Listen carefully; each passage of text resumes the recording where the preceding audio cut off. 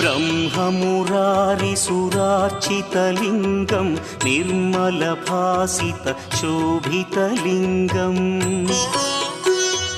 जन्मजदुःखविनाशकलिङ्गं तत्प्रणमामि सदा शिवलिङ्गम् देवमुनिप्रवरार्चितलिङ्गं कामदहन करुणाकरलिङ्गम् रावणदर्पविनाशकलिङ्गं तत्प्रणमामि सदा शिवलिङ्गम्